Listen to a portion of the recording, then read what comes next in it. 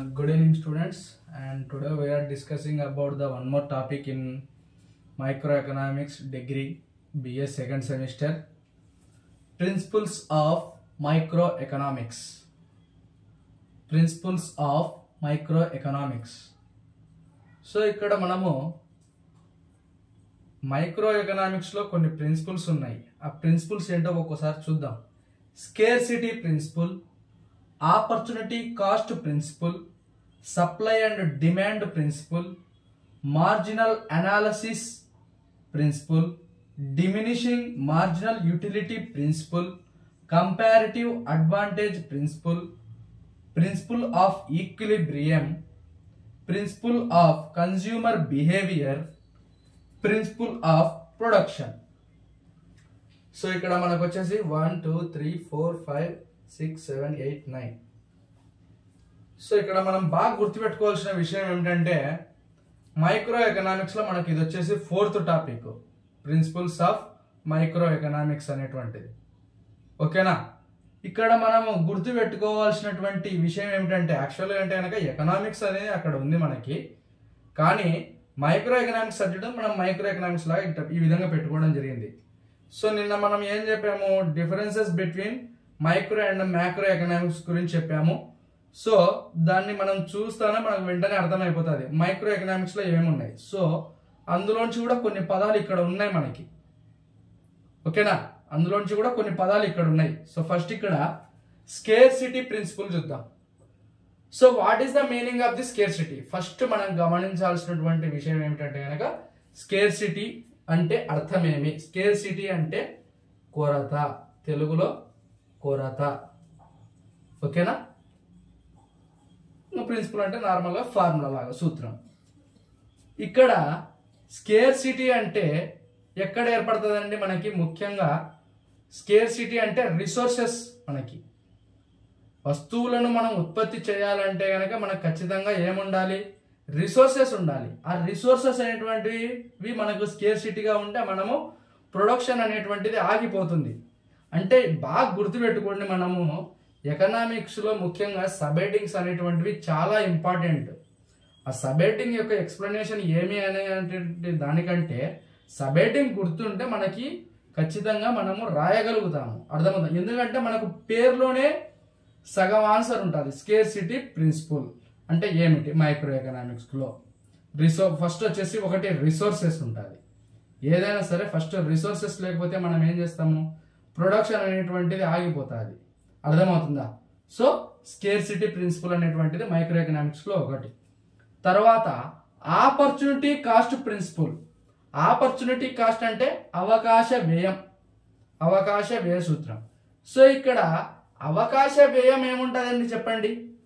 ఇప్పుడు మళ్ళీ మనకి వస్తు సేవలను ఉత్పత్తి చేయాలంటే ఇక్కడ ఇప్పుడు ఇంగ్లీష్లో గూడ్స్ అండ్ సర్వీసెస్ అంటాం, తెలుగులో వస్తు సేవలు అని చెప్పడం జరుగుతుంది. మనకు మైక్రో ఎకనామిక్స్లో ముఖ్యంగా వీటిలో ఏ ప్రిన్సిపల్ తీసుకున్నప్పటికీ కూడా గూడ్స్ అండ్ సర్వీసెస్ ని ప్రొడక్షన్ చేయడం కోసమే ఉపయోగిస్తాం, అర్థమవుతుందా? ఎందుకంటే మనము కన్స్యూమర్స్, ఇది మనము ఎకనామిక్స్ సబ్జెక్ట్ ప్రకారము వీఆర్ ఆల్ కన్స్యూమర్స్. ఓకేనా? సో ఇక్కడ మనకి వస్తు సేవలను తయారు చేయడానికి స్కేర్సిటీ ప్రిన్సిపల్ అంటే ఏముంటాయి? రిసోర్సెస్ స్కేర్సిటీగా ఉంటాయి. అంటే ఒక రిసోర్సెస్ అందుబాటులో ఉంటే ఇంకొక రిసోర్స్ అందుబాటులో ఉండదు. సో ఆ విధంగా చెప్పుకుంటూ పోతే మనకి డిఫరెంట్ టైప్స్ ఆఫ్ స్కేర్సిటీస్ ఉంటాయి. ఓకేనా? సో అదేవిధంగా ఆపర్చునిటీ కాస్ట్ అంటే కనుక మనకి ఇక్కడ అవకాశ వ్యయము. అంటే ఇప్పుడు ఒక వస్తువు తీసుకోండి, మనం ఒక వస్తువును తీసుకోవాలనుకున్నప్పుడు దానికి ఖచ్చితంగా ఆపర్చునిటీ కాస్ట్ ఉంటుంది. అందులో ముఖ్యంగా క్వాలిటీ క్వాంటిటీకి సంబంధించి మనము డిఫరెంట్ తీసుకుంటాం. ఎందుకంటే మనం ఇక్కడ గమనించాల్సినటువంటి విషయం ఏమిటంటే కనుక ఇక్కడ మనకి ఆ వస్తువును మనము వస్తు సేవలను వినియోగించుకోవాలంటే కొంత అమౌంట్ పే చేయాల్సి ఉంటుంది కదా. అంటే ఇక్కడ ఆపర్చునిటీ కాస్ట్ అంటే అవకాశ వ్యయం. వస్తువులేమో వస్తు సేవలు రెండూ కూడా లభిస్తాయి మనకి, అర్థమవుతుందా? అంటే ఏ వస్తువుకు ఆ ధర because of that goods and services quality and quantity, ఆ యొక్క వస్తు సేవల గుణగణాలను నాణ్యతను పరిమాణాన్ని బట్టి అక్కడ ఆపర్చునిటీ కాస్ట్ అనేటువంటిది మనకు అక్కడ ఉండడం జరుగుతుంది. అర్థమవుతుందా? అంటే ఏ వస్తు సేవలను వినియోగించుకోవాలి మనకు తగ్గట్టుగా. ఉదాహరణకు చిన్న ఎగ్జాంపుల్, మనకి ఇప్పుడు గవర్నమెంట్ హాస్పిటల్ ఉంటుంది, ప్రైవేట్ హాస్పిటల్ ఉంటుంది. అంటే ఎవరికి తగ్గట్టుగా వాళ్ళు ఇది ఒక చిన్న ఎగ్జాంపుల్ మాత్రమే, మీకు అర్థం కావడం కోసం మాత్రమే చెప్తున్నా. ఆపర్చునిటీ, అవకాశము అనేటువంటిది నేను చెప్పడం జరుగుతుంది ఇక్కడ. ఓకేనా? తర్వాత supply and demand principle. So దీన్ని చూస్తానే మనకి మైక్రో ఎకనామిక్స్ వెంటనే గుర్తొచ్చింది. ఎందుకంటే గనక మైక్రో ఎకనామిక్స్ అనేటువంటిది సప్లై డిమాండ్ అనేటువంటి అంశాలను గురించి అధ్యయనం చేస్తుంది. అర్థమైందా? సప్లై డిమాండ్ అంటే వస్తు సేవలకు అనుగుణంగా డిమాండ్ ఉండాలి, సప్లై ఉండాలి. సో అందుకే మైక్రో ఎకనామిక్స్ లో ఈ ప్రిన్సిపల్స్ ఆఫ్ ఎకనామిక్స్ లో ఈ యొక్క సప్లై డిమాండ్ కి రెండిటికి కూడా చాలా మంచి ప్రాధాన్యత అనేటువంటిది ఉంటుంది. వస్తు సేవలను మనం ఉత్పత్తి చేస్తాం, చేసిన తర్వాత ఆ వస్తు సేవలకు డిమాండ్ ఉండాలి, సప్లై ఉండాలి. ఎప్పుడైతే డిమాండ్ సప్లై అనేటువంటివి ఈక్వల్ గా ఉంటాయో అప్పుడు మనకి అక్కడ ఏం ఏర్పడుతుంది? ఈక్విలిబ్రియం. అంటే రెండు ఈక్వల్గా ఉంటాయి. అంటే వస్తు సేవల ఉత్పత్తి అనేటువంటిది చాలా బాగుంటుంది అక్కడ. ఓకేనా? అందుకే ఇక్కడ సప్లై అండ్ డిమాండ్ ప్రిన్సిపల్ అనేటువంటిది చాలా కీలక పాత్ర వహిస్తుంది. ఎక్కడ? మైక్రో ఎకనామిక్స్ లో. బాగా ఆలోచించండి, అర్థం చేసుకోండి. ఓకేనా?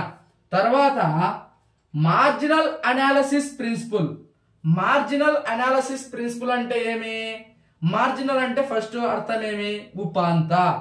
మార్జినల్ అంటే ఉపాంత. Marginal analysis principal. ఇప్పుడు ఒక చిన్న ఎగ్జాంపుల్ తీసుకుందాము. ఇప్పుడు మనకి ఒక మంచి ఫుడ్ ఇష్టం అనుకోండి. ఆ మంచి ఒక ఉదాహరణకు మనము ఏదైనా మంచి ఫుడ్ ఏదైనా మనము సీజన్ బట్టి తీసుకున్నాం కాబట్టి అది మన ఇష్టము. ఆ యొక్క ఫుడ్ అనేటువంటిది ఏదైతే ఉందో, ఉదాహరణకు యాపిల్ తీసుకుందాం. యాపిల్ తీసుకుందాం. యాపిల్ అనేటువంటి ఫుడ్ మనకి చాలా ఇష్టం అనుకోండి.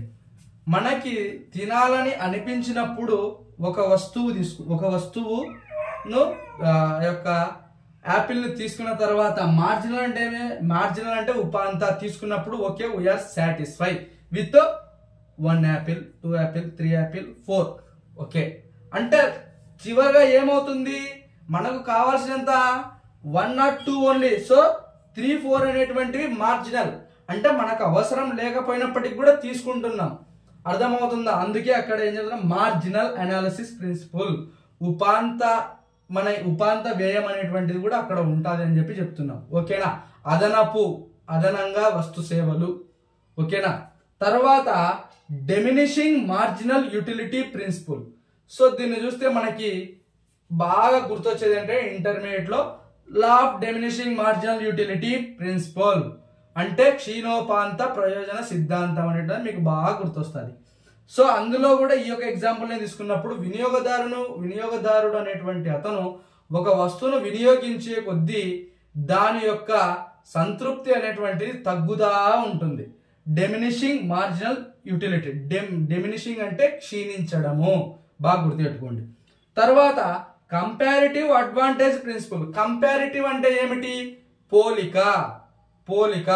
ఉదాహరణకు మనం ఇక్కడ యాపిల్ తీసుకున్నాము, దీని ప్లేస్ లో మనము మ్యాంగో పెట్టామనుకోండి, ఏమిటండి చెప్పండి?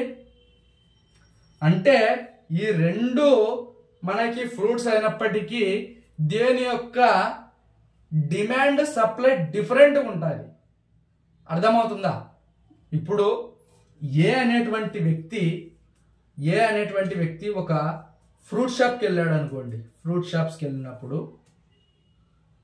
ఏ బి తీసుకుందాం. ఇద్దరు ఒకేసారి ఫ్రూట్ షాప్కి వెళ్ళారు. ఒకరు ఏ అనేటువంటి అతను మ్యాంగో, బి అనేటువంటి అతను యాపిల్ తీసుకున్నాడు. ఇక్కడ ఏం జరుగుతుంది అంటే గనక ముఖ్యంగా మనం గమనించాల్సినటువంటి విషయము, ఎవరి యొక్క అడ్వాంటేజ్ కు తగ్గట్టుగా వాళ్ళు అక్కడ తీసుకోవడం జరుగుతుంది. కంపారిటివ్, ఇద్దరికి పోలిక అంటే ఏ విధంగా చెప్తారు సార్ అని మీరు అనొచ్చు. అంటే ఫస్ట్ థింగ్ ఎవరికి నచ్చింది వాళ్ళు తీసుకుంటారు. ఫస్ట్ ఎవరి యొక్క ఆదాయాన్ని బట్టి వాళ్ళు తీసుకుంటారు, అది సెకండ్. ఓకేనా, అందుకే పోలుస్తున్నాం ఇక్కడ. అర్థమవుతుందా? ఉదాహరణకు ఏబి వ్యక్తులు ఉన్నారు, ఒక కూల్ డ్రింక్ షాప్కి వెళ్ళారు. ఆదాయం ఎక్కువ ఉన్నటువంటి వ్యక్తి మంచి కూల్ డ్రింక్ తీసుకుంటారు, మిగతా వాళ్ళు తక్కువ క్వాంటిటీలో కూల్ డ్రింక్ తీసుకుంటారు. సో ఇక్కడ చెప్పుకుంటూ పోతే కంపారిటివ్ పోల్చుతున్నాం అన్నమాట. వస్తు సేవలు అన్నీ ఒకటే, కానీ ఎవరి యొక్క ఆదాయ స్థాయిలకు తగ్గట్టుగా వాళ్ళు తీసుకోండి. నేనైతే కనుక మీకు ఈ యొక్క సబ్ హెడ్డింగ్స్ల ప్రకారం సింపుల్గా అర్థమయ్యే విధంగా చెప్పడం జరుగుతుంది. ఇందులో మీకు ఒకవేళ డౌట్ ఉంటే చెప్పండి, నేను ఖచ్చితంగా మళ్ళీ మీకు క్లారిఫై చేస్తాను. ఓకేనా, మీరేం టెన్షన్ పడాల్సిన పని లేదు. ఓకేనా, తర్వాత ప్రిన్సిపల్ ఆఫ్ ఈక్విలిబ్రియం. ఇంకా ఇక్కడ మనకి బాగా గుర్తుపెట్టుకోవాల్సినటువంటి విషయం ఏమిటంటే demand, DD and SS supply, ఈ రెండు కూడా ఎక్కడైతే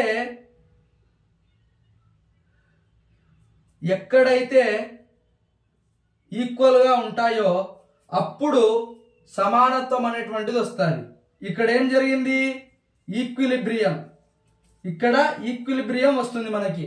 అర్థమవుతుందా? ఎక్కడ ప్రిన్సిపల్ ఆఫ్ ఈక్విలిబ్రియం, డిమాండ్ సప్లైలు అనేటువంటివి సమానంగా ఉన్నప్పుడు మనకి ఈక్విలిబ్రియం ఏర్పడుతుంది. అర్థమవుతుందా? తర్వాత ప్రిన్సిపల్ ఆఫ్ కన్స్యూమర్ బిహేవియర్. ఇక్కడ మనం గమనించినట్లయితే గనక వినియోగదారుని యొక్క ప్రవర్తన ఏ విధంగా ఉంటుందని చెప్పేసి మనకు ఎకనామిక్స్ లో ఒక ప్రిన్సిపల్ ఉంది. అంటే ఇప్పుడు నేను ఇక్కడ చెప్పిన విధంగానే సేమ్ కంపారిటివ్ లో ఫస్ట్ థింగ్ ఎవరి యొక్క కోరికను బట్టి వాళ్ళు ఆ యొక్క వస్తు సేవలను కొనుగోలు చేయడం జరుగుతుంది. ఫస్ట్ వచ్చేసి మనము డిజైర్ కి ప్రిఫరెన్స్ ఇవ్వాలి. తర్వాత వారి యొక్క ఆదాయ స్థాయిలను బట్టి వాళ్ళు నిర్ణయం తీసుకుంటారు. అర్థమవుతుందా? తర్వాత ఇక్కడ కన్స్యూమర్ బిహేవియర్, వినియోగదారుని ప్రవర్తన అనేటువంటిది వస్తు సేవలను కొనుగోలు చేయడంలో ఏ విధంగా ఉందని చెప్పేసి ఇక్కడ చెప్పడం జరుగుతుంది. అండ్ అదే విధంగా వినియోగదారులు ఏ వస్తు సేవలకు ఎక్కువగా డిమాండ్ చేస్తున్నారు, డిమాండ్ అనేటువంటిది అనేది మనం గమనించాలి. ఏ వస్తు సేవలకు ఎక్కువ డిమాండ్ ఉంది, ఎక్కువ సప్లై ఉంది అనేటువంటి దాన్ని మనం ఇక్కడ గమనించాల్సినటువంటి ముఖ్య విషయం. తర్వాత principle of production. Principle of production అంటే ఏం చెప్పండి? వస్తు సేవలను ఎంత మొత్తంలో ఉత్పత్తి చేయాలి, ఎలా ఉత్పత్తి చేయాలి. ఇప్పుడు ఉదాహరణకు తీసుకోండి, మనము ఒక మొబైల్ ఫోన్ కొనుక్కున్నాం అనుకోండి. రెండు కూడా what is the purpose of using mobile phone చెప్పండి? మెయిన్ వచ్చేసి ఫోన్ కాల్ మాట్లాడడానికి. కానీ మానవుని యొక్క అభిరుచులు, అలవాట్లు ఇక్కడ ప్రిన్సిపల్ ఆఫ్ ప్రొడక్షన్ లో మనకి కన్స్యూమర్ కింద కూడా అదే వస్తుంది. ఇక్కడ principle of equilibrium, consumer behaviour, production, వీటికి కొంచెం ఇంటర్లింక్ ఉంటుంది ఇక్కడ. ఓకేనా? సో ఇప్పుడు నేను చెప్పేది ప్రొడక్షన్, వినియోగదారుని అభిరుచులు అలవాట్లకు తగ్గట్టుగా మనము ఏం చేస్తున్నాము? మొబైల్ అనేటువంటి ప్రోడక్ట్ను మనము ఉత్పత్తి చేస్తున్నాము.